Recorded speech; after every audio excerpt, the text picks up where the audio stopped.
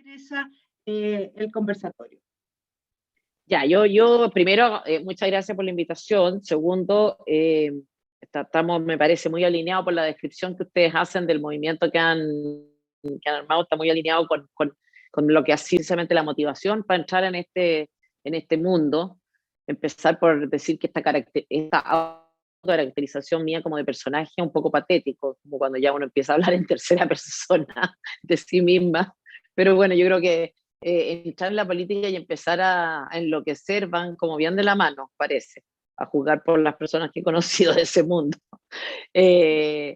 No hay una explicación única de por qué quise, bueno, no estoy preparada para una charla, no pretendo hacer una exposición, voy a decir un par de cosas nomás que creo que son importantes y permiten entender por qué estoy en esto. Es una pregunta además que yo misma me hago muchas veces, o sea, ¿por qué? Una pregunta recurrente, ¿no? ¿Por qué estoy en esto? Y hay muchas respuestas que son subjetivas, aunque dicen relación con que probablemente a uno, no sé, le gusta la política, le interesa, siente que, en lo personal, siento que tengo un don que no es, que tiene que ver con ser capaz de explicar las cosas en simple, un talento comunicacional y que creo que en una circunstancia como esta puede ser muy útil.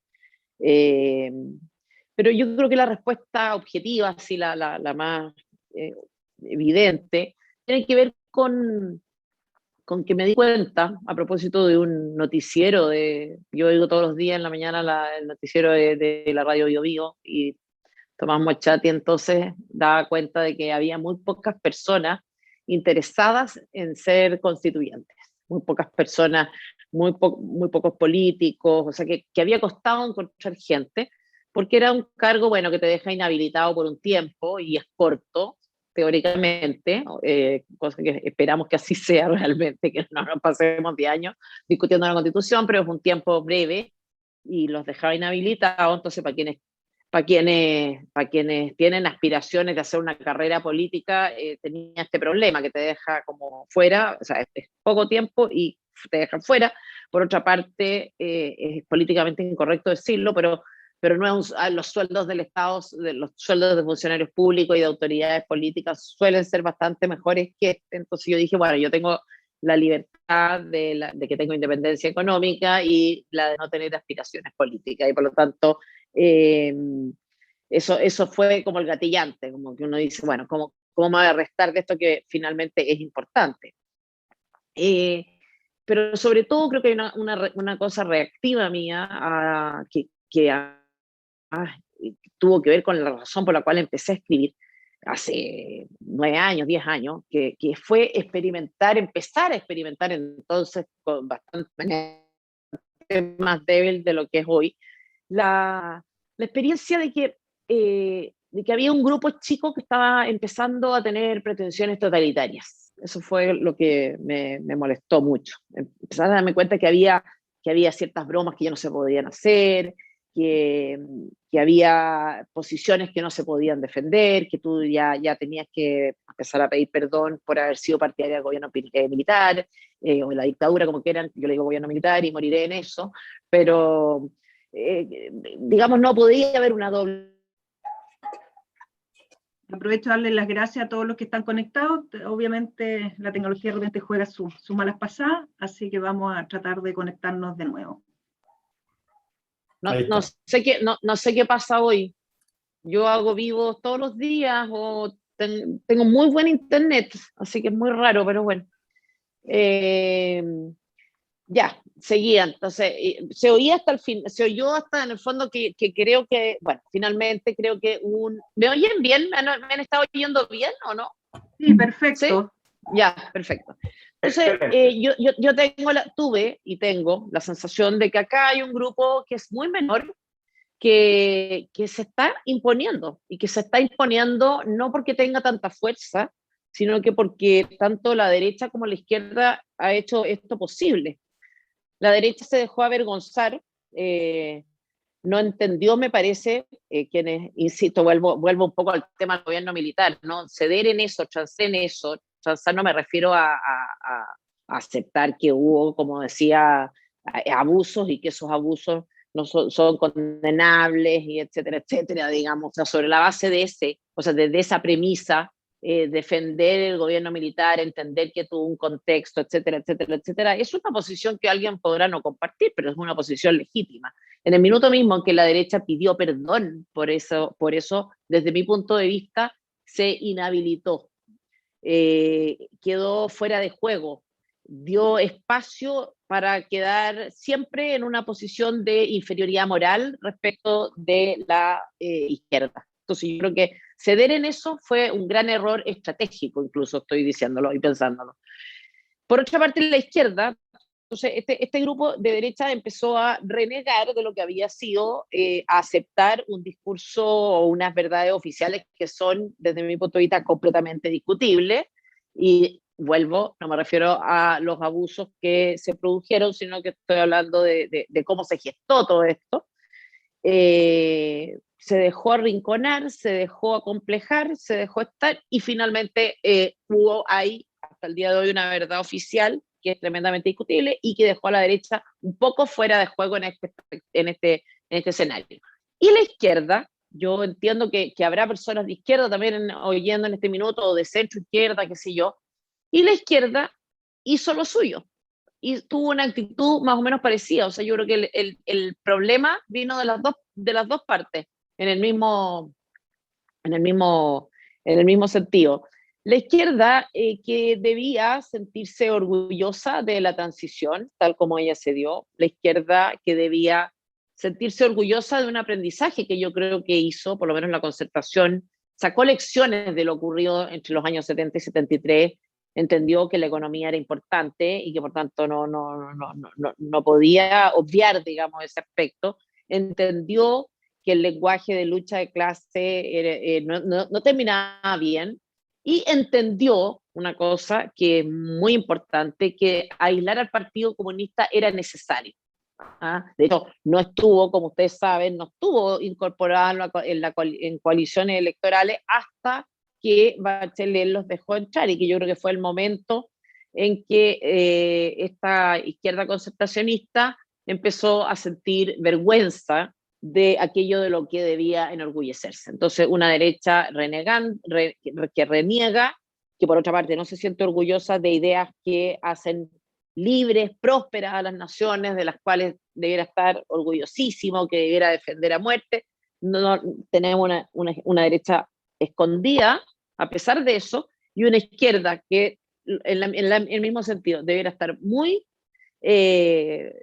satisfecha con su obra, se deja amedrentar por un grupo chico y muy extremista de básicamente personas del Partido Comunista, que sabemos todos, me imagino, cómo tiende a actuar en general, de cualquier manera, sin respetar ni un fair play, como dice la Camila, o dijo en algún minuto la Camila Vallejo, con un pie en la calle y otro en la institucionalidad. Entonces es un desastre, porque digamos, lo que no logran institucionalmente lo buscan de cualquier manera, digamos, a través de la violencia. Entonces tenemos por una parte ese elemento, y por otra unos pendejos, hueones, desde mi punto de vista, que en definitiva llegaron con una actitud absolutamente arrogante, y esta izquierda concertacionista, en vez de ponerse firme, empezó a sentir vergüenza de lo que acontecía. Entonces, ocurre esto, esta es la experiencia, yo creo que es la sensación psicológica, o la explicación más psicológica de una parte de la explicación de lo que está pasando. Y por otra parte, un error también me parece estratégico fatal fue que tanto la derecha como la izquierda han validado a estos grupos que no tienen ánimo dialogante, desde mi punto o sea, que no tienen ánimo dialogante, y excluido y calificado de extremo a quienes están mucho más cerca de ello de lo que puede estar un grupo como el Partido Comunista, el Frente Amplio, una Pamela Giles. O sea, con un José Antonio Cast uno puede hablar, con un José Antonio Cast uno sabe que va a respetar ciertas normas, ¿no? Que va a ser respetuoso del Estado de Derecho, que va a aceptar si se pierde una elección, que no te va a tomar la calle ni te va a incendiar. Entonces, creo que ha sido un error gravísimo de parte de la clase política hacer esto, en vista de un objetivo inmediato quizá de conveniencia, ¿no? Ya que si yo tildo a este de extremo, entonces yo estoy al centro, que siempre es como agradable sentirse como moderado o de centro para algunas personas. Entonces, eso a cambio de la digamos, la primogenitura a cambio de un plato de lentejas. Lo que se ganó con eso, lo que se gana con eso es mucho más de lo que se pierde cuando tú validas y dejas entrar el extremismo. Y hoy día me parece que el Frente Amplio está tomando su propia medicina con un personaje como Pamela Giles, que es tremendamente peligroso, porque es una mujer, desde mi punto de vista, muy inteligente, muy astuta, con una performance extraordinaria, nos guste o no, la encontremos delirante, megalómana, todo lo que sea, pero que funciona, y funciona muy bien, y ella sabe hacerlo. No sé si en algún minuto va a tener digamos, el desequilibrio, le va a jugar una mala pasada, y qué sé yo, pero esos son los resultados, digamos, de llamar extremos a los que no lo son y de validar a los que sí tienen conductas totalitarias y en fin.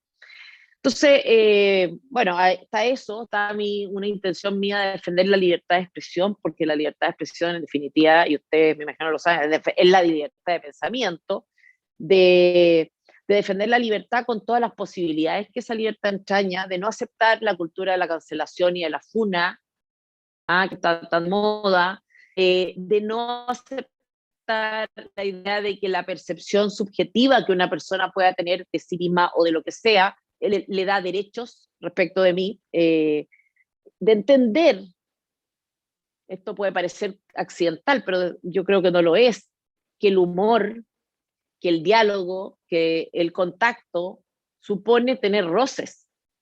Cuando yo respeto la libertad del otro y establezco un contacto con el otro, peleo. Por eso uno pelea más con la gente que tiene cerca, ¿no? Porque hay contacto, y que cuando uno evita esos roces de cualquier manera, a cualquier precio, y entonces vamos como pisando huevos, finalmente no hay vínculo, no hay diálogo, no hay relación.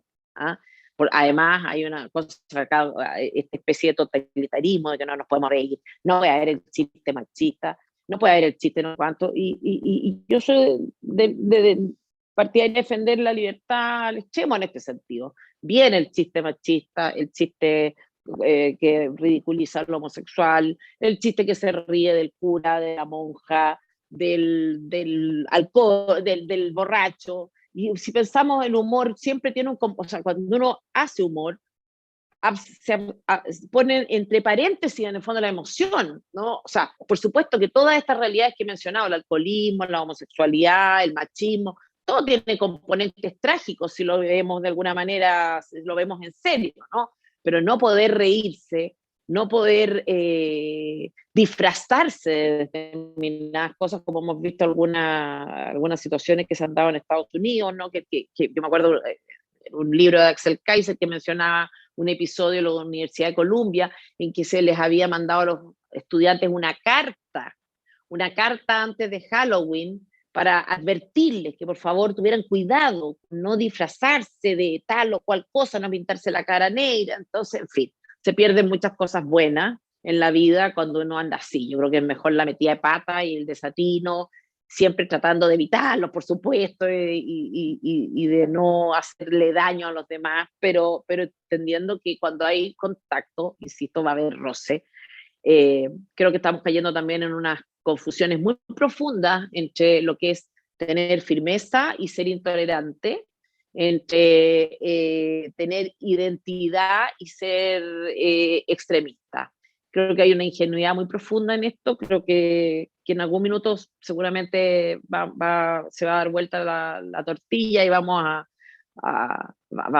recapacitar sobre todo esto que está pasando, pero también entiendo que estamos hablando de un fenómeno mundial, esto no está pasando en Chile, está pasando en el mundo, muy profundo, que tiene también componentes de todo tipo, creo, sociales, morales, religiosos, y en ese sentido no pienso que uno vaya a hacer un milagro, digamos, en una constituyente, pero voy a defender todas estas libertades y con ese ánimo, con el ánimo de enfrentar esta especie de dictadura de lo políticamente correcto, de lo supremacista, de lo fascista, de lo que realmente es fascista, de lo que realmente es supremacista. Así que eso. Gracias, Teresa. Hay algunas consultas por el chat y voy a darle la palabra a Diego Quiroga. Diego, ¿estás ahí? Tú recién hiciste una consulta. Sí, primero aprovechar mi minuto de gloria para decir, Tere, qué admiración te tengo, guacha, impresionante, o sea, salvaje. Fin.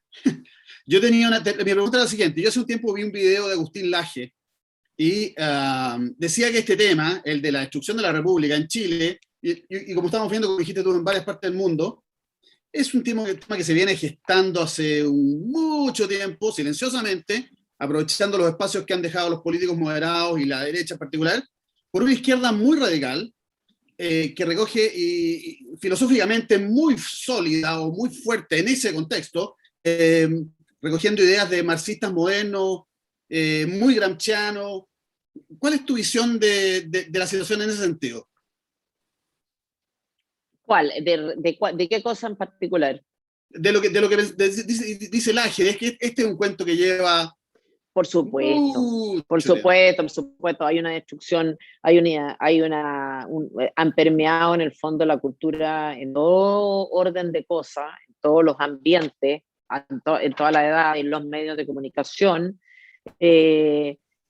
Esto va asociado también a una pérdida del sentido de la trascendencia, que es algo, no es solo la pérdida del sentido de lo religioso, sino que es algo más amplio todavía, el sentido de la trascendencia, una destrucción muy profunda de la familia, una precarización de los vínculos humanos, de la amistad, del amor, del matrimonio, de la maternidad, de la filiación. Y tú ves hoy día, entonces coincido plenamente con Agustín en ese sentido, o sea, esto viene de larga data.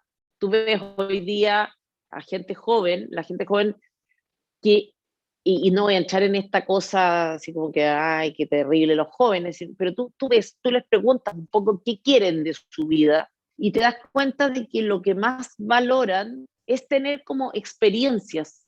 No hay tanto, el propósito, la finalidad de la vida está marcada por tener experiencias de lo más variadas posible.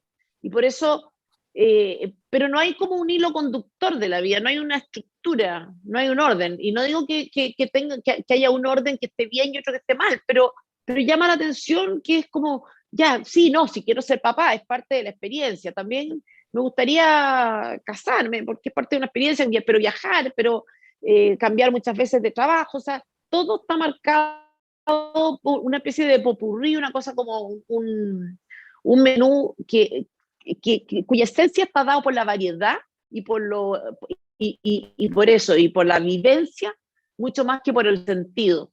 Y esto, por supuesto, que es algo mucho más profundo, ¿no es cierto?, que la clase política. Además, esto afecta a la élite. O sea, uno tiene los políticos que se merece. O sea, no es que la clase política sea muy distinta a los que no son políticos. O sea, tú te encuentras con personas que que terrible, los políticos han sido muy cobardes, y tú dices, bueno, vamos de apoderado, no, que no. Bueno, acompáñame a no sé dónde, no, es que me van a funar. Bueno, o sea, estamos todos en la misma, no hay tanta diferencia.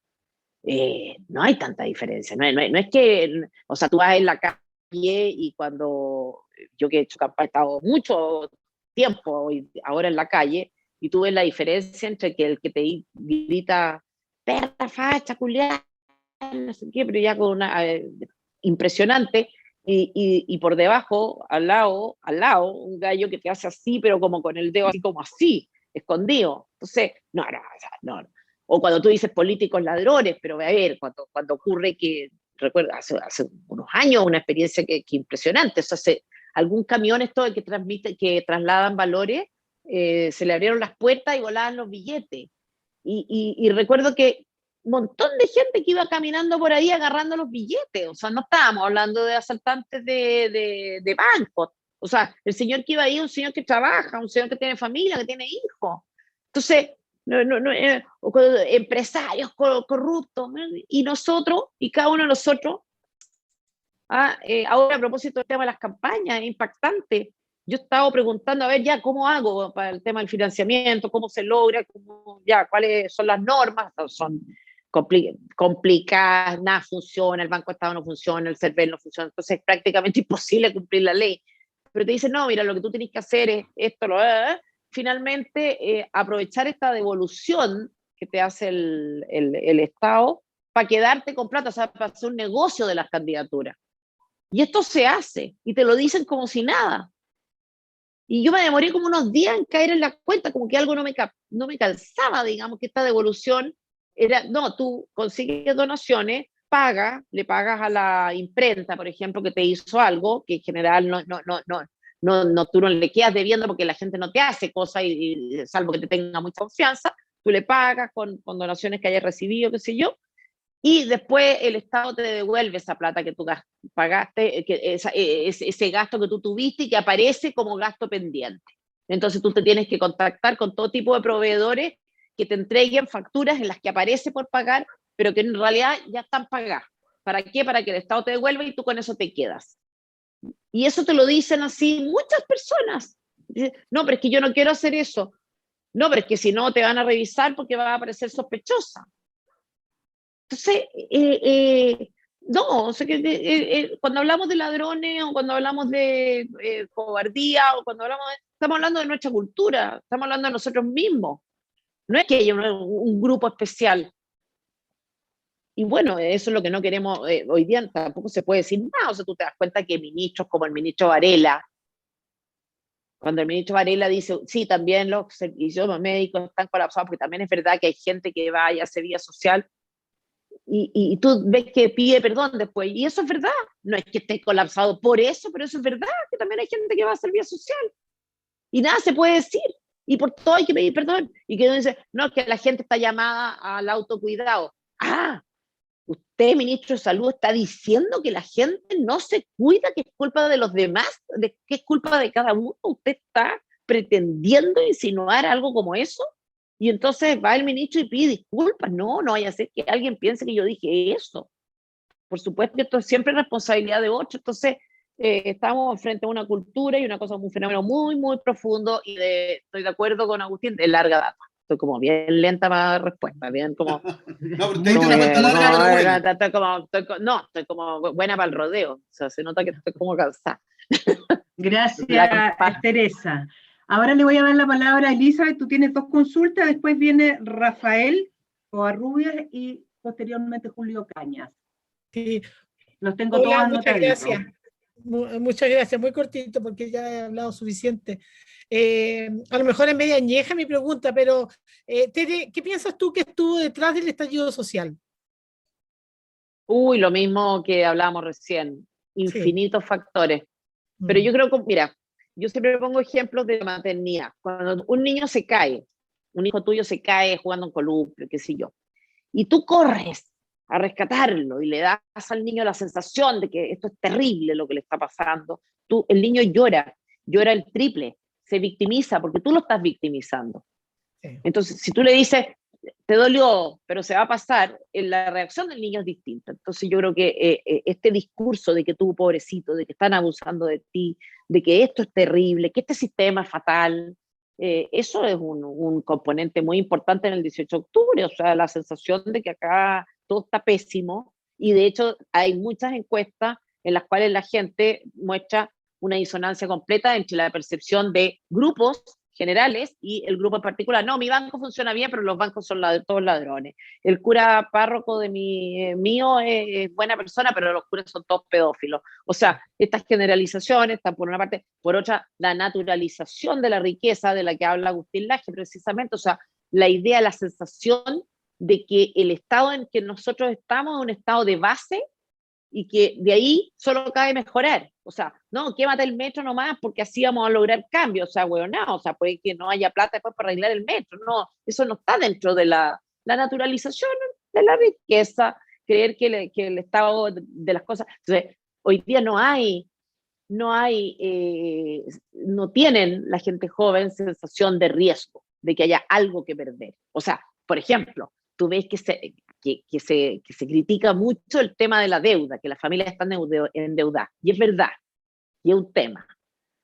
pero también es un tema que por suerte hay posibilidades de endeudarse también, o sea, eso en la contracara, pero nadie lo dice, no se dice, porque no se puede decir, tú tienes que condenar la deuda y no puedes hacer ese matiz, y así con tantas otras cosas. Entonces creo que eso, creo que hay mucha, o sea, creo que hay muy poco contacto entre clases sociales, y eso es fatal, fatal, o sea, creo que más que la desigualdad es la falta de interacción entre clases sociales que te permiten, que le dan, es tierra fértil para el discurso de odio de clase, cuando la gente no se encuentra, no se conoce, cuando tú ves que el rico también llora, como se llama esa teleserie, ¿no? El rico también llora, que también en realidad es una persona que quizás te puede ayudar si puede, que hay otro que es un canalla, pero hay uno que es encantador, y que el pobre también, hay uno que es un resentido, salvaje, y hay otro que es un hombre decente del cual uno debería aprender mucho. En fin, esa falta de contacto que tiene que ver probablemente con la forma en que hemos estructurado nuestras ciudades y que con esta copia tan fiel que hemos hecho de Estados Unidos, creo que también influye. Y así, infinitas cosas, o sea, no tengo nada más en mente, pero parece que hay un libro, este libro de las 7 cabezas, dicen que me han comentado que es muy bueno como explicación de todo lo que pasó en ese periodo. Pero es un fenómeno muy complejo, creo yo, como todas las cosas en la vida, no hay una causa. Muchas gracias, Teresa. Le paso la palabra a Rafael Covarrubias. Recuerden las consultas lo más breve posible. Rafael. Gracias, Julia. Hola, Tere. Muy corto, se escucha, ¿no? Yo quiero ir para adelante porque es muy probable que tú salgas elegida. Alguien dijo por ahí que el primer éxito de la convención que se va a hacer es que se elijan al menos 2/3 de personas razonables, porque son esas personas las que van a llegar a un acuerdo. Y por otro lado, de ti se ha hecho la prensa, gente, te han creado un personaje que eres la combativa, la peleadora, la que va a estar en la barricada. Entonces, tanto como eso. Mi pregunta es, ¿cómo vas a hacer para que estés considerada dentro de esos 2/3 de gente razonable, para que te pongas de acuerdo con la gente que está al otro lado? Porque nadie se puede llevar el 100%, ni los del lado de acá ni los del lado de allá. El éxito de la nueva Constitución es que todos vamos a tener que ceder algo para llegar a un resultado que sea aceptable para todos. Entonces, ¿cómo piensas cambiar ese personaje que no digo que te lo hayas creado tú, pero sí te lo han creado? Sí, no, es que sí, es que yo pretendo, digamos, yo no considero que el diálogo sea, o el diálogo, más bien no el diálogo, que los acuerdos sean buenos por sí mismos, por definición. ¿Ah? Yo creo que los acuerdos son buenos, depende con quién se acuerde y qué se acuerde. ¿Ah? Podemos ponernos de acuerdo para, no sé, para saltar una joyería, digamos, ¿no? Entonces, yo creo que es uno de los errores garrafales que a mi juicio ha cometido este gobierno, justamente, que llegar a acuerdos con personas que no tenían más intención que imponer la agenda de ellos, que era además la que había perdido en la elección pasada. Yo creo que yo soy un poco combativa, o sea, eso es verdad. Sin embargo, pienso que la verdad termina por imponerse. Y así como soy combativa, soy muy racional. Y por lo tanto, yo entiendo que va a haber que ceder en algunas cosas y defender otras, y habrá que ver qué es lo qué cosas son intransables y cuáles no. Yo espero, y también espero, como tú, que haya este 2/3 de personas moderadas, ¿no? O no moderadas, más bien racionales, razonables. El punto es qué actitud para obtener esos 2/3. Porque si tienen la actitud que ha mostrado la clase política moderada, o sea, a ver, en el Congreso, la mayor parte de los parlamentarios son personas razonables. O sea, a ver, ¿quiénes son los que han hecho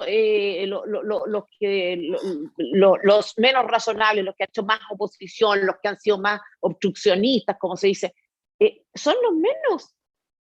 Entonces, bueno, por otra parte, ya, eso, entonces que los 2/3 de personas sean razonables, pero con carácter. Entonces, equilibrar esas dos cosas es la clave, ahí está la clave. Entonces, yo creo tener el carácter y creo también ser racional, y una cosa que probablemente la gente no sabe, salvo los que me conocen, soy una persona que es súper amistosa, o sea, súper amistosa, digamos, que fácilmente se puede entender con personas que piensan distinto. De hecho, yo soy una persona que tiene muchos amigos de izquierda, por ejemplo, que recibe en su casa a personas que son de izquierda. O sea, yo soy probablemente mucho menos intolerante de lo que son otros que se llenan la boca con esa palabra o con esa supuesta virtud que por lo demás, bueno, en fin, yo creo, no creo, y me imagino que en esta constituyente eso va a quedar demostrado, pero yo entiendo que va a haber momento para pelear, momento para acordar, temas de pelear, temas en los que se puede ceder. Y como tú, pienso que ese tercio, porque siempre se dice respecto a los que son de derecha, no es que tenemos que lograr el tercio, digo, bueno, depende. ¿Cuál es el tercio del que estamos hablando? Pues ese tercio, si tú me incluyes dentro de ese tercio a Mario Desbordes, para mí ese tercio no existe, no es tercio.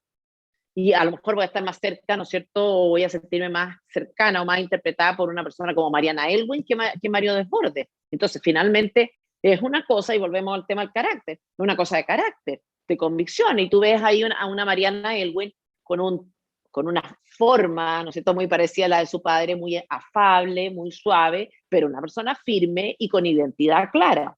Que claro, como no tiene el tonito y la cosa golpeada y califica de extrema, pero es una persona en la que uno puede confiar. Yo confío mucho más en una Mariana Elwin que en un Mario Desbordes, mucho más en una Mariana Elwin o en un Pepe Out que en una Nonna Osandón, y así, o sea, yo creo que es bien transversal esto, así que yo apuesto y confío en esos 2/3 de personas racionales y con carácter, con seguridad de sus ideas, que no tengan este complejo, sean de izquierda o de derecha, y que haya una disposición a aislar a grupos extremos. Así como ellos llaman ellos llaman a rodear, yo llamo a aislar a esos grupos extremos. Gracias, Tere. Julio, después viene Ivo, Carlos Caller, Alexei y Nael, para que preparen su breve consulta. Gracias, Julia. Tere, ¿qué tal? Yo soy uno de los que piensa que fue una mala idea haber juntado todas estas elecciones políticas de concejales, alcaldes, con una elección de constituyentes, porque la verdad es que creo que lo que va a pasar en una elección no tiene nada que ver con la de los constituyentes. Y de alguna manera creo que es, no sé, estuve viendo, por ejemplo, un video tuyo que se llama Socialismo versus Libertad o algo así, que resume alguna idea de tu campaña, y la verdad es que más me parece una campaña de diputados, la verdad, que una campaña para ser elegida constituyente, porque Así es. no toca temas importantes como el es. sistema de gobierno, el Banco Central. Así Incluso es. esperaría que tú, que eres filósofa, hablaras de la vida, cómo se define el ser humano, el chileno, qué sé yo, que son cosas esenciales en la Constitución y que yo creo que varios le han hecho el quite. Entonces, sí, me incluyo. ¿por qué? Sí, excelente, es que es una muy buena pregunta porque es una decisión, de nuevo, yo creo que esa fue una decisión estratégica. Yo creo que tú tienes y una decisión estratégica seria, no una decisión estratégica populista como pudiera parecer. Yo no he hablado poco de temas constitucionales, pero mucho de algunos temas que tienen una raigambre o tienen un componente, una resonancia constitucional importante, aunque no haya sido explicitada por mí, la tienen. Y pienso que en el fondo lo fundamental en esta campaña para una persona como yo no es conocida, digamos, soy mucho más conocida que otras de mi lista, ¿no es cierto? Que la Paulina Lobo, soy más conocida, pero estoy compitiendo dentro de mi lista con un Gonzalo Blumen, que fue ministro del Interior todos los días y apareció en prensa y digamos, todo Chile sabe quién es, con un Cristian Monkeberg, que es de un partido político y tiene todo este engranaje que sostiene muchas candidaturas. Entonces, yo tenía que elegir. Entonces, y elegir significaba, primero, darse a conocer, segundo, lograr que mucha gente me viera y llegara a los videos probablemente antiguos para saber y poder sacar conclusiones, digamos, respecto de cuáles van a ser los puntos que voy a defender. Entonces, pueden no estar explicitados, pero no están explicitados constitucionalmente, no tienen esta cosa como académica que uno esperaría, ¿no es cierto?, de un debate constitucional o de una elección para constituyente. Pero tú tienes que ser realista con lo que significa una elección y con lo que significa, que te encuentro toda la razón, lo que significa además una elección de constituyentes junto con una elección de alcalde, de concejales, de gobernador, y que además tiene a la vuelta de la esquina una elección presidencial. O sea, hay que ser racional, ¿te fijas? O sea, yo te puedo dar respuestas respecto a esos temas constitucionales, pero en el fondo yo pienso que ha quedado muy claro, y yo reitero permanentemente, por ejemplo, la primacía del individuo respecto al colectivo. Entonces tú ya más o menos sabes que yo voy a ser una defensora de la libertad y de todo tipo de garantías constitucionales, que yo voy a apostar por instituciones en el fondo que van a darle poder al ciudadano y van a limitar los poderes políticos. Tú me has visto probablemente, no tú, digo, cualquier persona que me haya buscado, que haya llegado a dar con videos míos, sabrá que yo voy a defender muy fuertemente el Estado de Derecho, que voy a defender probablemente un presidencialismo fuerte. Es más, yo voy a defender un presidencialismo más fuerte que el que tenemos. Ese es mi... he hablado también del sistema electoral, es un sistema que yo me imagino que eso va a estar dentro de lo que será prácticamente imposible cambiar, pero si fuera por mí, yo lo cambiaría. Hay ciertos aspectos que creo que son nocivos para la democracia, que tienen que ver con este sistema electoral y con la posibilidad, por ejemplo, de la reelección. En fin, fue una decisión estratégica, pues es súper cuestionable, pero y uno puede tomar una decisión distinta, pero había que ser práctico y ganar, en el fondo. Y por otra parte, creo que está implícito en mis pensamientos y en mis videos y en las cosas que he escrito y en lo que digo permanentemente, hay un implícito, una manera de ver las cosas que tú puedes más o menos intuir para dónde voy a ir. Porque a lo mejor tú me dices sistema de gobierno, ya, uno puede saber dentro de qué rango me voy a mover yo, ¿no? Para una persona que a lo mejor tiene más interés en una discusión más precisa de todos esos temas, el Tribunal Constitucional, etcétera. Gracias, Tere. Ivo, ¿dónde estás? Aquí está el micrófono. Ahí estás, perfecto. Tere, mira, hay una cosa a mí que me hace un poquito de ruido.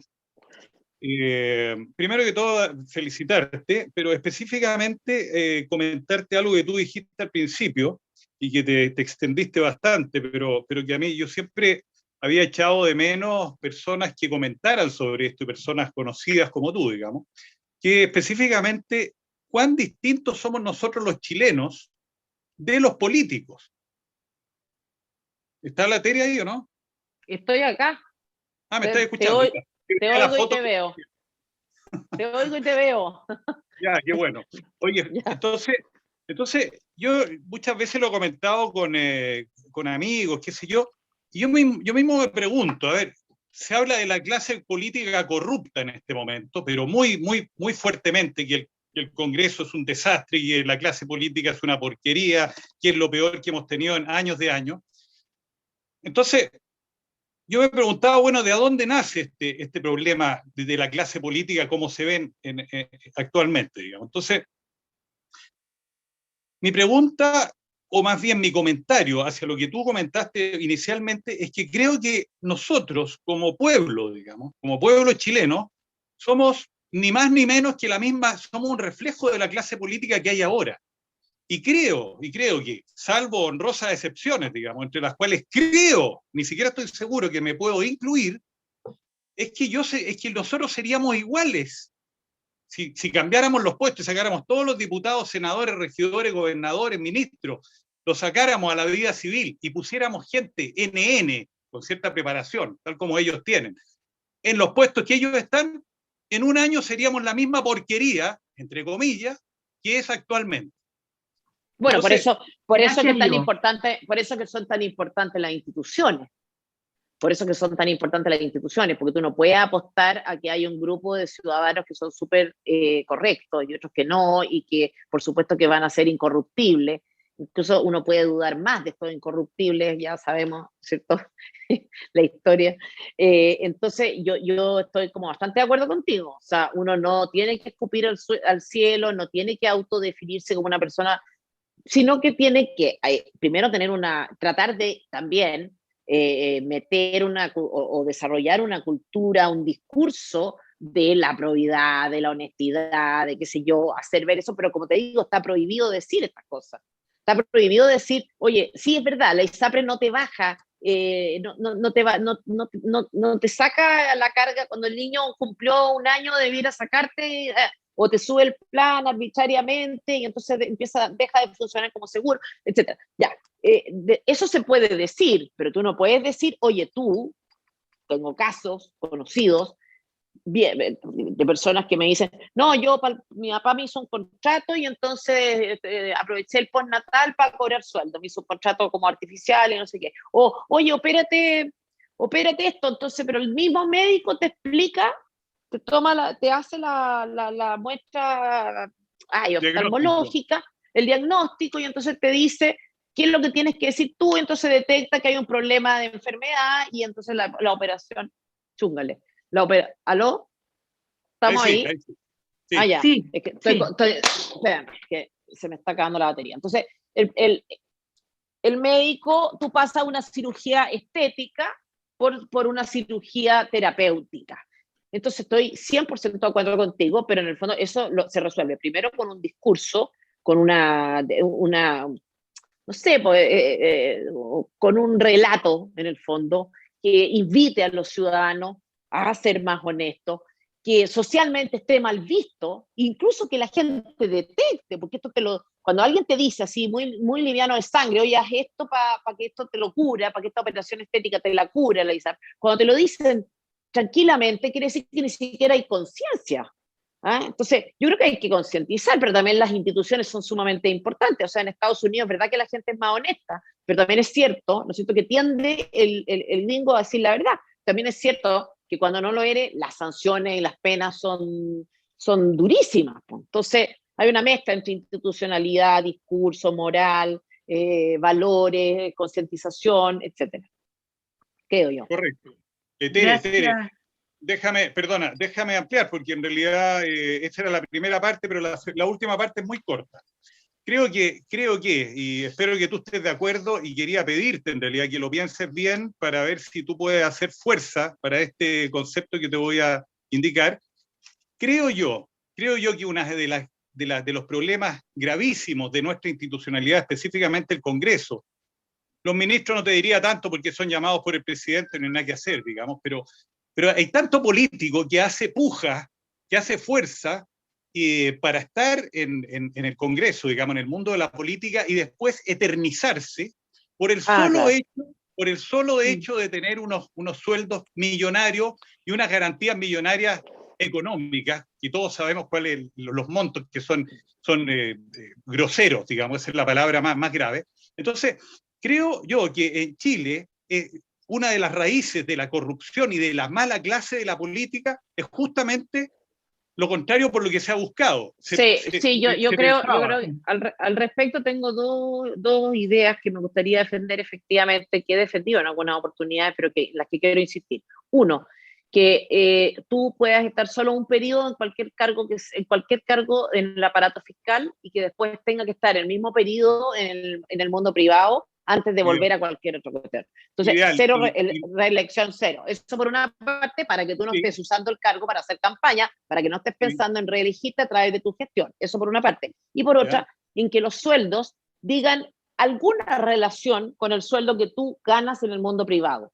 O sea, que no pase esto, ¿no es cierto?, tan distorsionador de la realidad, como que sale un niño de la universidad y pasa a ganar, que fue lo que pasó con todo este grupo del Frente Amplio, y pasa a ganar 20 millones de pesos líquidos, creo que son, o 19, más todas estas garantías. O sea, eso no puede no distorsionar a un individuo. A cualquiera, a nosotros también nos pasaría, como dices tú, ellos no son demonios, nosotros ángeles. O sea, hay que evitar este tipo de cosas. Entonces, tiene que haber una relación entre el sueldo de un parlamentario y el sueldo que esa persona más o menos podría ganar. Por supuesto que no puede ser estricta esta relación, porque te van a tildar de no sé, de muchas cosas. Entonces tiene que haber quizá un desde y un hasta probablemente, ¿no? Pero que en definitiva llegar al Estado no sea causa ni de empobrecimiento, que eso es muy malo, porque entonces también inhibe a gente que probablemente es muy competente, ni de enriquecimiento, o sea que tú más o menos querís parejito. Entonces esas son las dos ideas que tengo respecto a ese tema.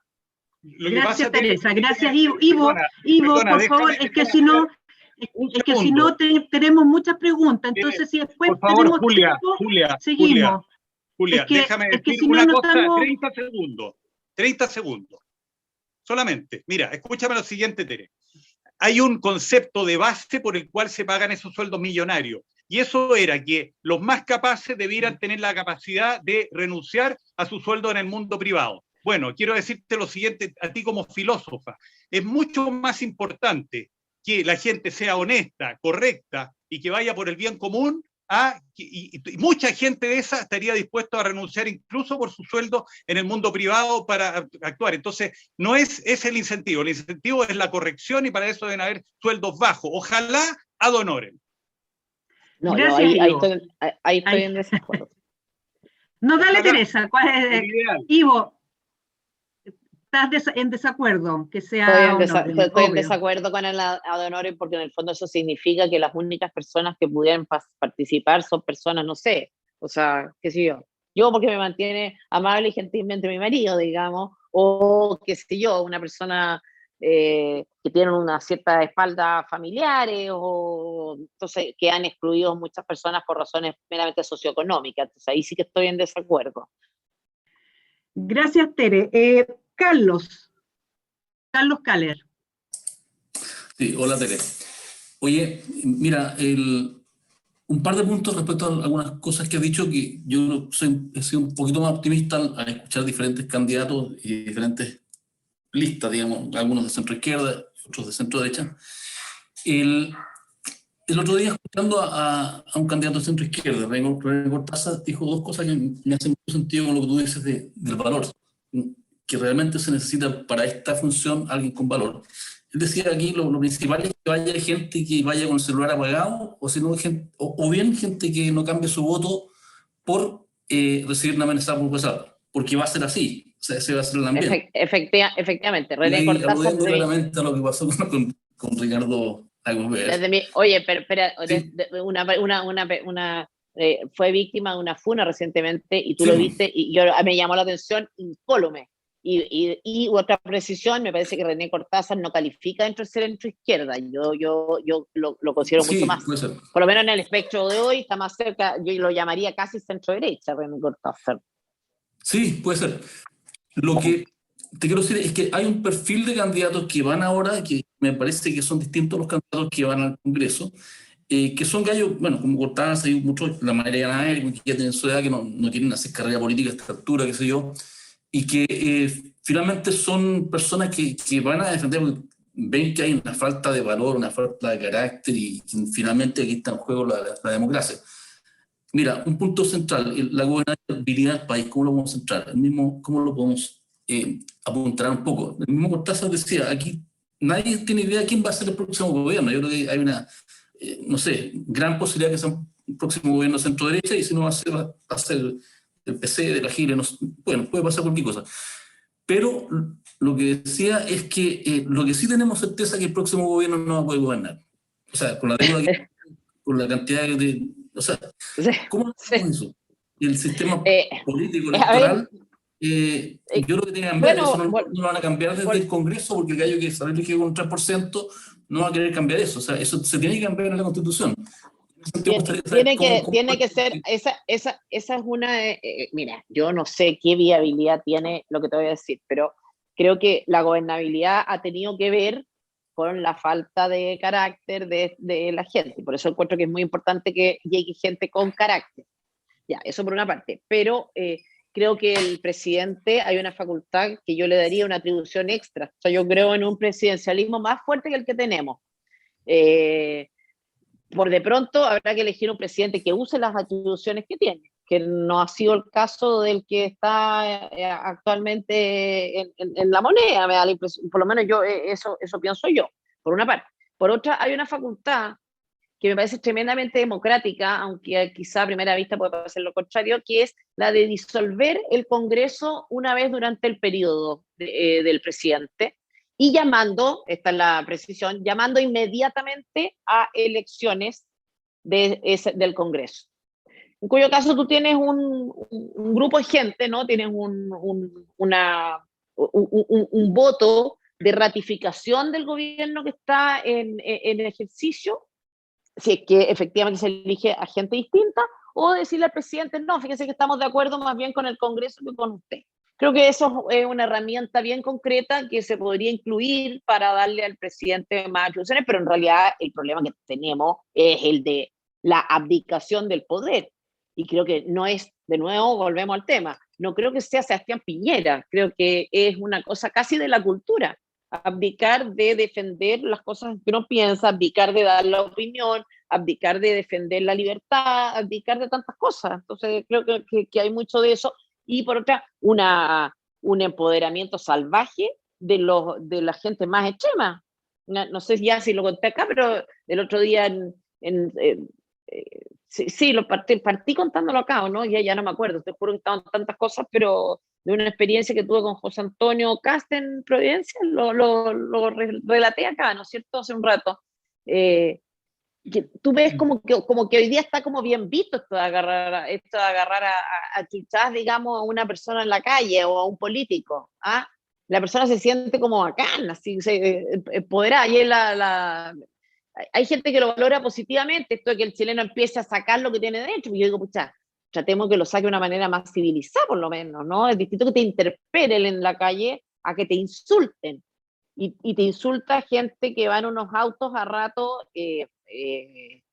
muy caros, digamos, y te insulta, y tú me dejas hablar, me dejas responderte, y no, y te insulta, se va. Hay otra gente que te celebra con un entusiasmo salvaje también, ¿ah? O sea, esto es totalmente, incluso yo diría que es más la gente que agradece, porque se siente no representada, se siente no defendida. El ciudadano común y corriente, ¿a quién me refiero con el ciudadano común y corriente? El ciudadano no organizado, que no es parte de un colectivo. Ese ciudadano está muy desprotegido. Y tú ves que los determinados colectivos están tendiendo cada vez más hacia el totalitarismo. No sé si viste una propuesta del Colegio de Abogados en el fondo de transformar en obligatoria las colegiaturas y de incluir eso dentro de la Constitución, que quedó efectivamente la tendalá con esa propuesta. O tú después de el Colegio de Periodistas. Yo no sabía que para ir a una conferencia, para ir a unos puntos de prensa de La Moneda, tú tienes que estar acreditado como periodista para que te dejen entrar. Ok, perfecto. Primera condición, tienes que ser periodista para eso, que ya es una condición discutible si es que tú ejerces eso como oficio, ¿no? Me parece a mí. O sea, no digo que entre cualquiera, pero ¿por qué tiene que ser periodista? ¿Por qué no puede ser una persona que trabaje en un medio de comunicación y que esté acreditada? Bueno, en fin, primera condición. Segunda condición, que tú pertenezcas al colegio de profesores, de periodistas. Y tercero, que tengan las cuotas al día. O sea, ¿cómo es posible una cosa como esta?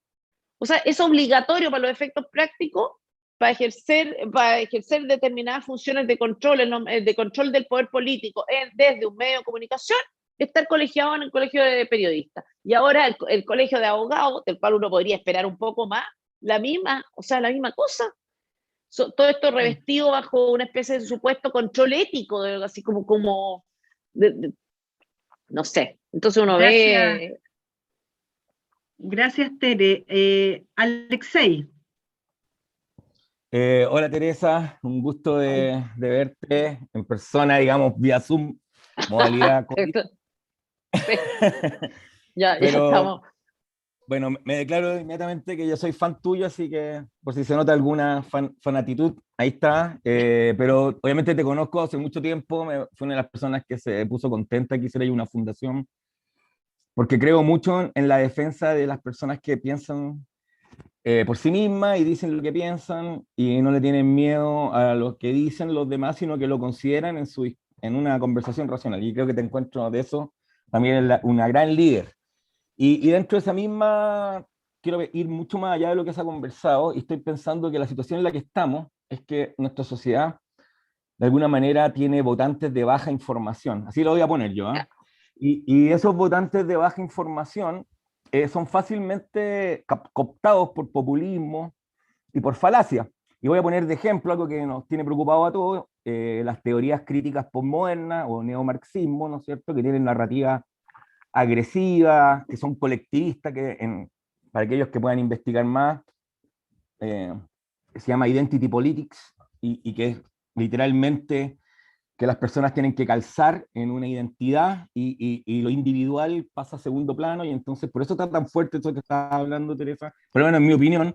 Y yo te pregunto, como líder, ¿cómo podemos formar, aquí pensando a futuro, para que no nos vuelva a pasar esto de que no, que los liderazgos, que lo que sea, sino que tengamos realmente algo orgánico? O sea, que construyamos educativamente una nueva red de ciudadanos de alta información cívica, y que eso nos va a proteger democráticamente, porque no va a ser posible vender, comillas, humo tan fácilmente. Esa es mi pregunta, Tere. Gracias.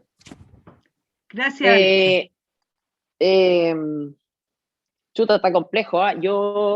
Ese es el objetivo de FNM, que es la fundación que hicimos y fundamos con un grupo de personas, yo de la cual soy directora ejecutiva actualmente. Ese es el objetivo. Creo que hay que llegar también a las universidades, obviamente, pero es una cosa compleja y lenta. Ahora, hay una idea que a mí me quedó dando vuelta, yo la oí, suena un poco socialista, pero a mí me encantó, que es la de, y que tiene que ver con esto de tratar de integrar un poco a nuestros ciudadanos, a los chilenos, personas de distinta clase social, que además que creo que es muy educativo. Yo me acuerdo una experiencia con una hija mía, estábamos en el jardín de mi casa, y le digo, qué maravilla este jardín, en realidad hay que darle gracias a Dios de tener, estamos en la piscina. Hay que agradecer que tengamos este jardín. Y me queda mirando así, esta chica, y me dice, ¿y quién no? Entonces tú dices, ya que atroz, ¿no? Esta ignorancia completa, siquiera de cómo, de que hay otras personas, la realidad que viven otras personas. Entonces a mí una idea que me encanta, que la oí y me pareció fantástica, es que el Estado subsidie la presencia de un tercio de los, que en los colegios privados se les dé la opción, nunca obligatorio obviamente, la opción de recibir a 10 niños en cada curso, un tercio del curso, subsidiados por el Estado. ¿Por qué digo un tercio? Porque la experiencia machuca un poco complicada, ¿no es cierto? O sea, un niño que está completamente aislado, que no puede seguirle el ritmo a los panoramas de los amigos, que vive en otra parte, que, en fin, es una experiencia bastante riesgosa, ¿no? O sea, puede ser traumática incluso para el niño que vive esa experiencia. Pero cuando ya tú un tercio del curso viene de una situación social o socioeconómica completamente distinta, ya es muchísimo más fácil.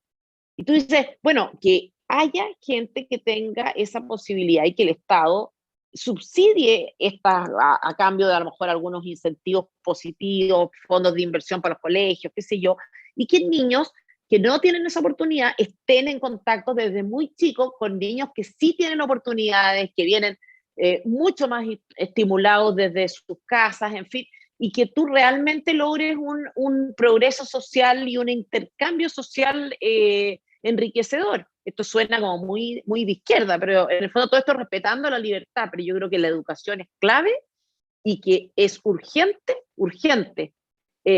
como dices tú, formar a los alumnos, formar a la gente joven, formar al electorado. Pero es una cosa lenta, de nuevo, pues no es una cosa de un día para otro. Yo creo que este es el gran pecado, tanto de la concertación como de la derecha, tuvo que ver con pensar que con el desarrollo económico estábamos listos, ¿ah?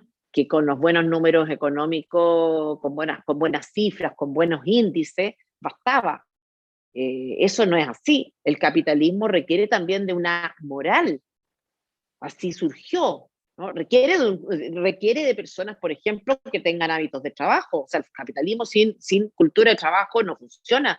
El capitalismo sin personas con cultura de ahorro tampoco funciona, tampoco es viable en el largo plazo. Entonces, tú no puedes tener solo gente que consume y tener un modelo económico que depende única y que lo único que tiene de capitalista es el consumo. Entonces, más allá de las libertades, de derribar barreras de entrada, de todas estas típicas cosas económicas que son tan importantes, tú tienes que desarrollar una cultura del ahorro, una cultura del trabajo, una cultura de la honestidad, sin la cual este modelo finalmente termina colapsando, ¿ah? O no funcionando. Por último, porque la gente se siente insatisfecha. También hay algo de eso, ¿no? Que cuando tú tienes una sociedad muy consumista, que ha perdido todo sentido de trascendencia, también tienes una sociedad permanentemente insatisfecha. Y en esto de las redes sociales yo creo que también han hecho mucho daño, ¿no? Porque tú estás permanentemente viendo realidades supuestamente, pienso en algunas redes, no en todas, no, Twitter no produce ese efecto, pero Instagram, TikTok, todas estas que tienen más que ver con videos, imágenes, qué sé yo, te están transmitiendo permanentemente que tu vida es una desgracia. O sea, que la vida de la gente al lado es maravillosa. Y tú estás en contacto diario con esto. Y eso no puede no hacer daño también, ¿no? Entonces, creo que hay una cosa de espiritualidad que debiera ir asociado al modelo económico, que es muy importante y que se descuidó por completo. Por tanto, estoy 100% de acuerdo con que hay que educar. Y de todas las formas posibles, digamos. Dale. Gracias, Tere. Voy a Tere. dejar a Nael en un espacio que lo voy a juntar después con otra pregunta que fue la segunda de Lisa. Así que, Nael, dame un minuto y voy a seguir con Cristian Rubio porque hay preguntas relacionadas. Oye, gracias, está muy entretenido. Te quería preguntar, desde que como la encuesta está mostrando que es probable que tú estés en la constituyente, si tú percibes que cuando se integre la constituyente, cuando estén en el Palacio Pereira, creo que van a estar, si efectivamente se van a empoderar los que estén adentro, para la importancia que en esta nueva constitución la gente respete las reglas, digamos. O sea, las propias reglas que se definan en esta constitución, que es como la base de la democracia, ¿verdad? Que acordar las reglas del juego y que todos respetemos las reglas del juego. Y pareciera que con todo lo que ha pasado con esta constitución que ya se perdió, nadie respeta las reglas. Entonces mi pregunta es si tú tienes expectativas razonables de que los que estén adentro, como se empoderen, decir, oye, las reglas que establecemos son las reglas que vamos a respetar todos y que es la única forma que la democracia prospere y pueda desarrollar y mantener una sociedad libre. Esa sería una. Y lo otro comentario o preguntarte es, si tú ves qué forma más efectiva de poder aislar, tú hablaste de rodear, los comunistas hablan de rodear a la constituyente, tú hablaste de aislar, pero ¿cómo somos más claros en aislar a los que están en contra de la democracia? Como el Partido Comunista, que es tan evidente en Chile, hablamos, pero están fuera, o sea, no creen en el sistema democrático. Entonces, ¿qué cosas más hacer para poder aislar a todos los grupos que están por fuera o que de alguna forma torpedean las reglas y sus instituciones? Ya, a ver, respecto a las reglas del juego, yo creo que esa va a ser la... A ver, si tú me preguntas, ¿por qué creo yo que la izquierda estaba tan interesada en general en un cambio de constitución? Tiene que ver con algunas de las que eran reglas del juego. Eso por una parte, más otros constitucionalistas que yo me imagino que nacen, crecen y se desarrollan como con la ilusión de participar en este proceso, entonces empujan.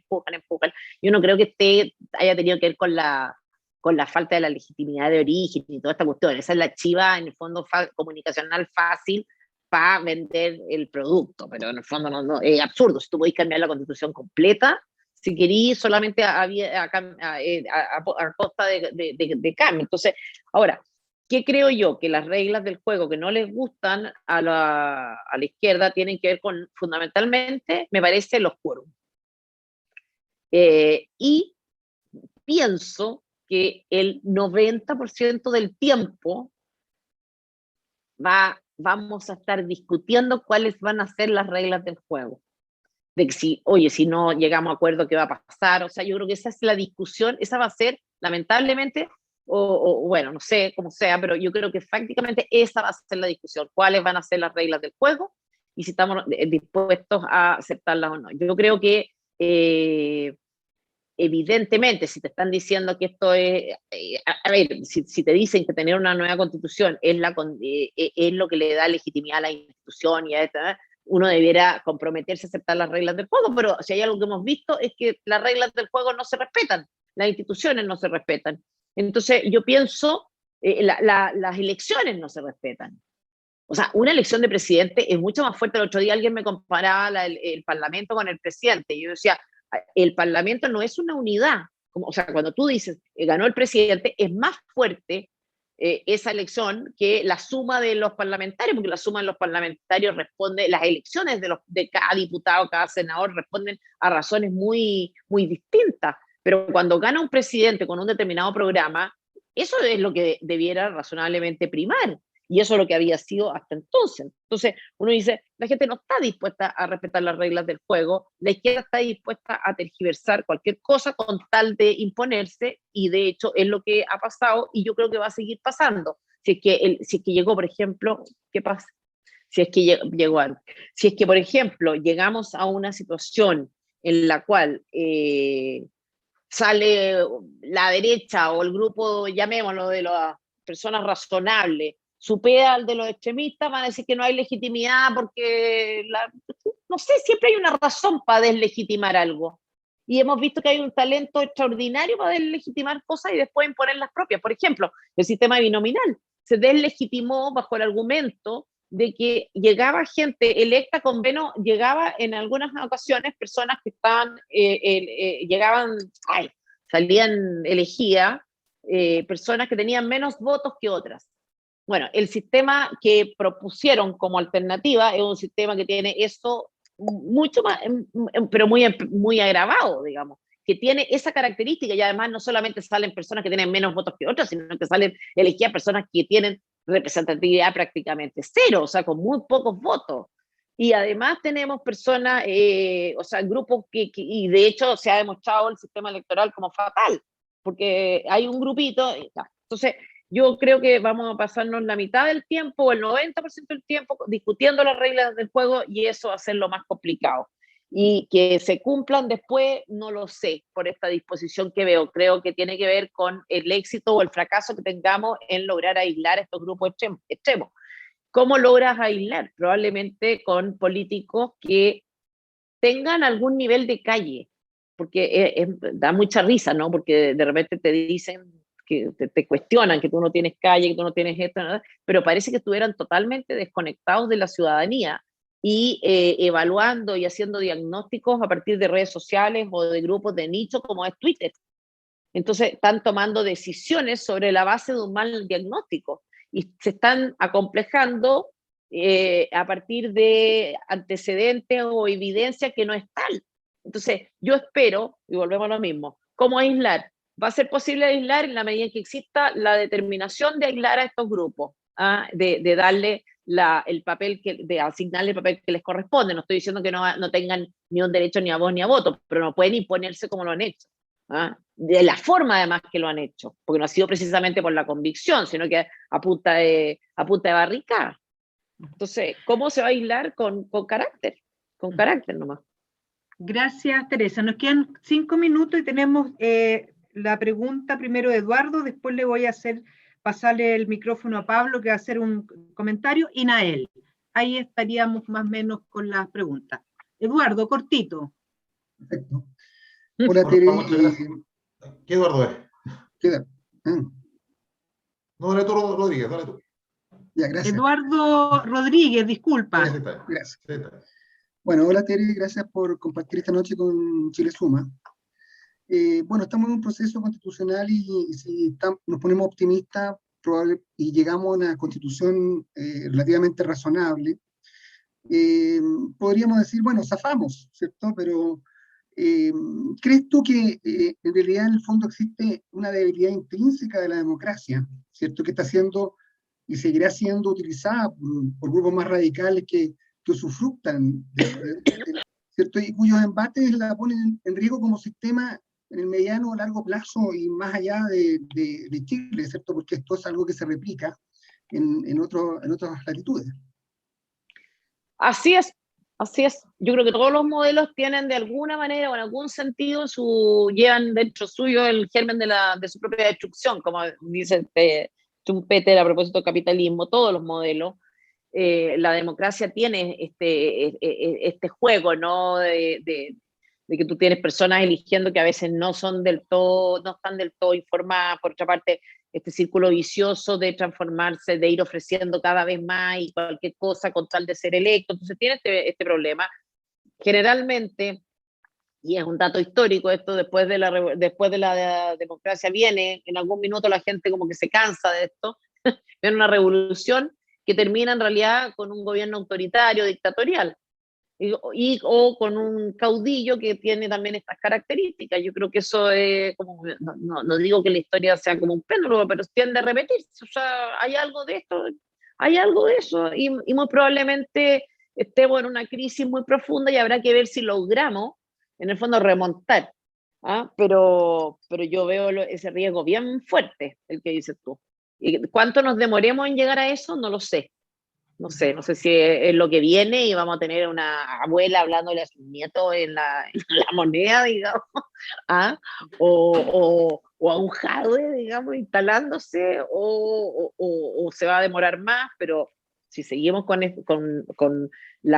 esta falta de actitud de parte de la gente razonable, con esta indiferencia, con esta displicencia de la clase política respecto del ciudadano común y corriente, en el fondo, claro, el riesgo es alto y se ve cercano. Yo pensé que no íbamos a demorar más en llegar a una cosa como la de la abuela. ¿Ah? Pensé que no íbamos a demorar más. Gracias, Tere. Pablo Lizana, tienes tu consulta, por favor, muy breve, y después Eduardo, que lo tuyo, Abumor, que lo tuyo era un comentario, y ahí puedes realizarlo. Ok, muchas gracias. Bueno, para antes que nada, muchas gracias por estar acá. Felicitaciones a Teresa, digamos, por todo lo que ha hecho, pero como le digo, muy importante. Es como te digo, mi pregunta, ¿es Chile un país tramposo, de una sociedad tramposa, algo per se o algo porque se puede? Yo viví mucho tiempo fuera de Chile y uno puede entender por qué las cosas pueden ser mejores afuera, ¿no? La última vez que estuve en un programa de estos, Santiago Lumel dijo que no, que la gente era toda igual en todas partes, lo cual yo no estoy de acuerdo. ¿Tu opinión, Tere? Uy, yo creo que hay un poquito de las dos cosas. Hay una cultura de la trampa, muy legítima. De hecho, incluso esa cultura de la trampa, y que es la cultura de la deshonestidad, tiene un nombre que es como bien benevolente, que es como la pillería.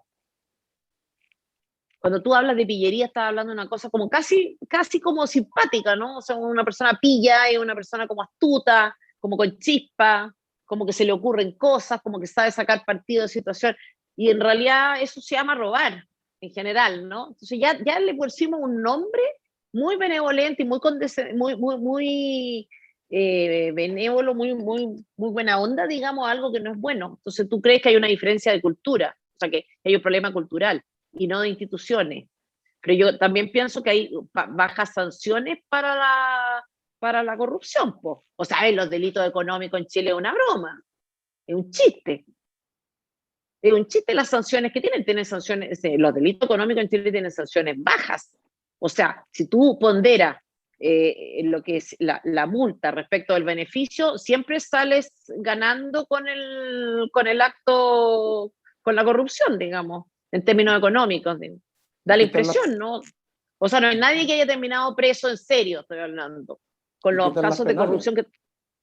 ¿Ah? Disculpa, ¿perdón? Las penas penales. Bueno, pero ¿qué quieres decir con eso? Las penas penales también son muy bajas. Por supuesto, pues. Sí, pues de eso estoy hablando. Muy baja, muy tolerante. Muy tolerante, y a veces muy intolerante con cosas más absurdas, ¿te fijas? O sea, eso es verdad también, y eso hay que decirlo. Entonces tú no puedes tener un discurso acá. A mí me molesta mucho esta especie de pretensión de que el único gremio, por así decir, cuya corrupción se apunta con el dedo, el de los empresarios, y uno habría que preguntarse qué porcentaje corrupto hay en el colegio de profesores, qué porcentaje corrupto hay entre los clientes de una tienda, qué porcentaje corrupto. Yo creo que andamos por ahí nomás.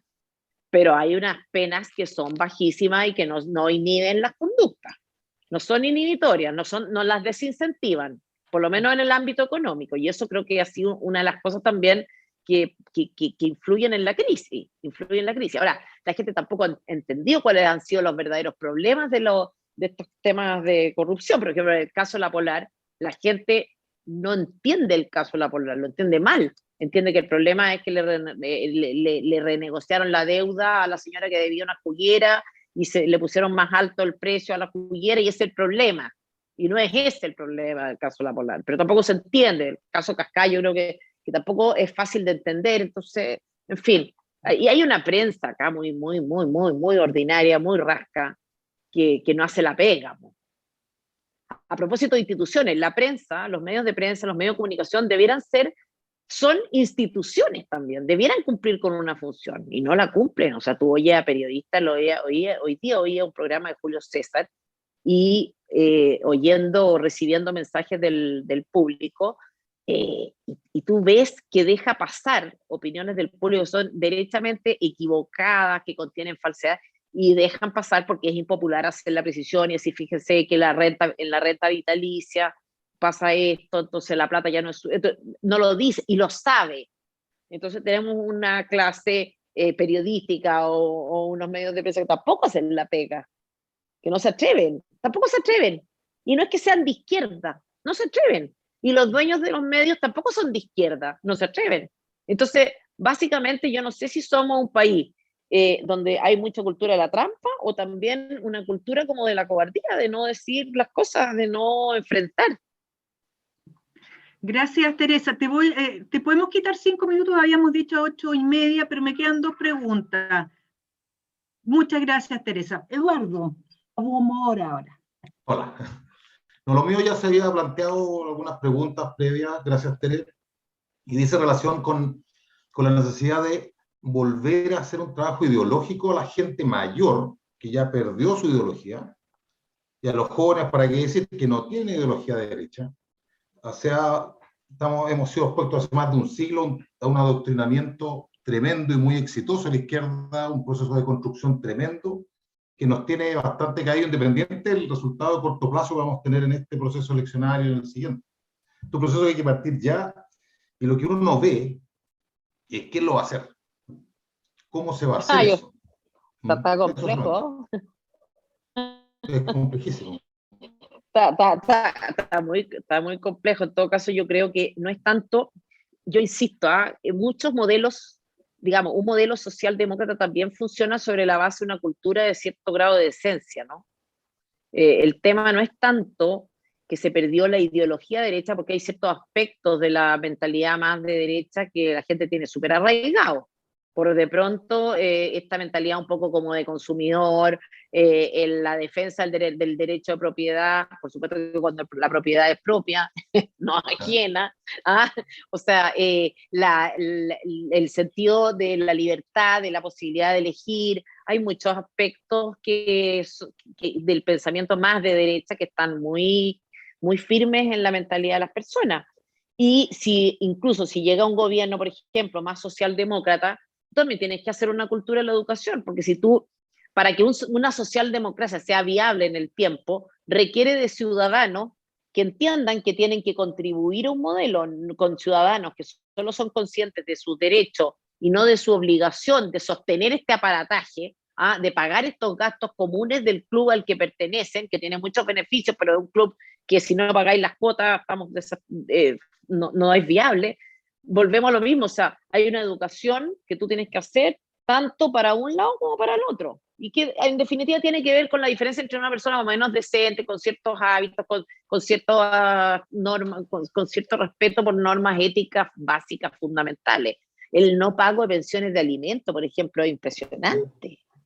Es impresionante. Disculpa, Tere, lo que pasa es que claro, la socialdemocracia tiene una raigambre marxista, salvo un par de ejemplos, es básicamente marxista.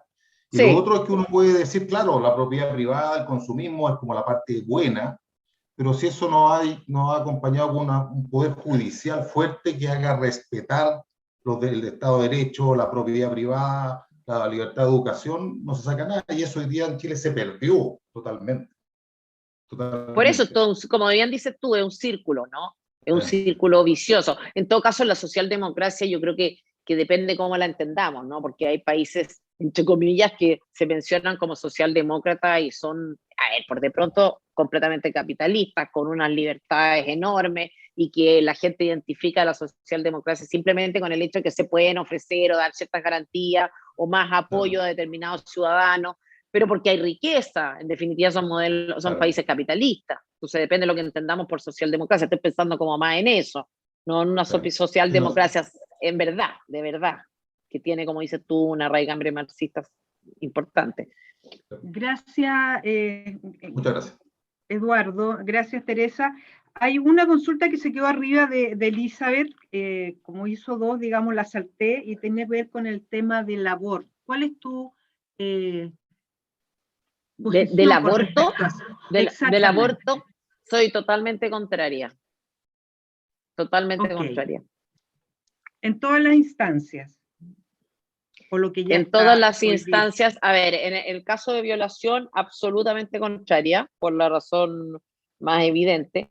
O sea, yo creo que el argumento a favor del aborto, de las personas que defienden el aborto, en el fondo el argumento que dan es que se trata de una vida que depende de otra vida, y por lo tanto esa persona que está, que está, entre comillas, obligada a subsidiar a ese hijo, ¿no?, que lleva adentro, no se le puede imponer esta obligación. Ese es más o menos el argumento más razonable, más serio, digamos, a favor del aborto. Por último, tiene lógica, ¿no?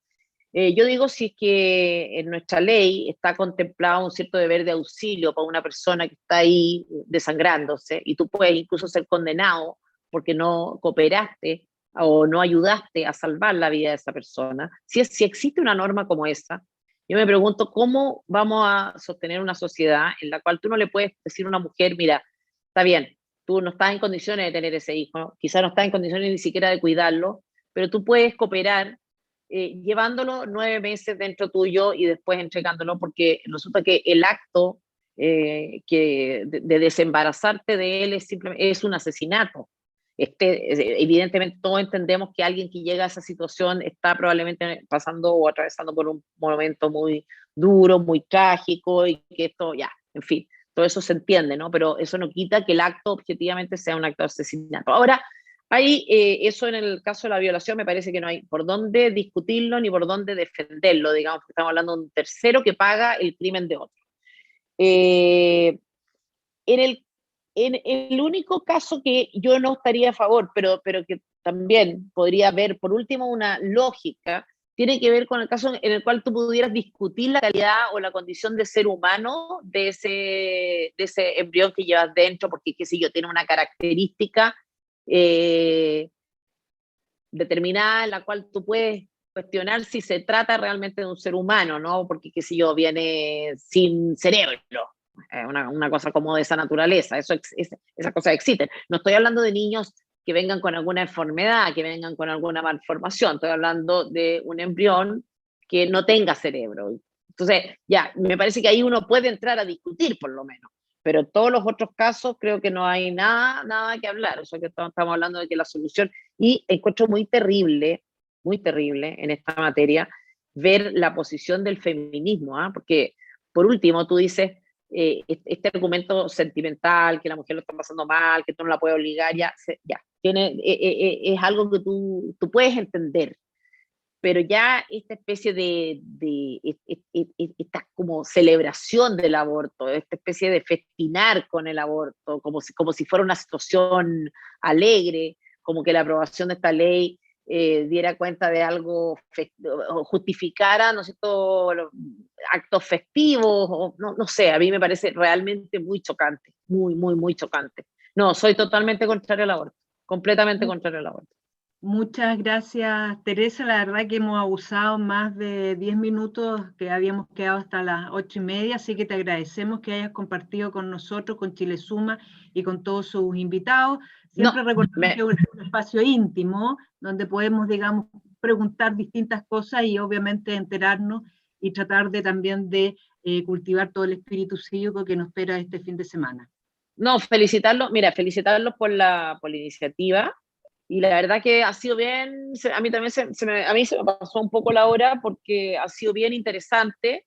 Creo que las preguntas han salido un poco de lo obvio, lo típico, lo que uno permanentemente oye, así que agradezco la oportunidad y espero que me inviten más seguido y que me participen también, o me inviten a estar presente como auditor de alguna otra cosa interesante que organicen. Levantemos los micrófonos y demos un aplauso a Teresa por qué amorosa. Casi 2 horas con nosotros. No, qué amorosa, gracias a ti. Y Julia, tú manejas, modera extraordinariamente bien. Sí. Muchas gracias, Tere. Vamos a tomarte la palabra. Sí, y también quiero agradecer a que aparte de las 22 invitados que tuvimos en este proceso, hay que destacar que hubo personas de regiones como Elizabeth Brand, que ella iba por la Araucanía Sur. También tuvimos gente de los pueblos originarios de la segunda región, del pueblo atacameño, y también, por supuesto, tuvimos gente de Aysén, de la región de Aysén, que va postulando, y de la región de Los Ríos. Así que también tratamos de hacerle un guiño, y que es muy importante porque nosotros tenemos que incorporar, tenemos que hacer territorio con las demandas que también son muy distintas a lo mejor lo que nosotros tenemos acá a nivel central. Así que muchas gracias, Tere, muchas gracias a los que nos acompañaron. Sigan atentos a nuestras invitaciones, porque vamos a estar con un nuevo ciclo muy entretenido, y es donde empezamos a construir. Así que muchas gracias, Tere. Buenas noches a todos. Gracias, buenas noches. Gracias, Tere. Muchas gracias. Nos vemos el domingo. Éxito el domingo, Tere. Mucho éxito. Chau, chau. Chau. Suerte, suerte.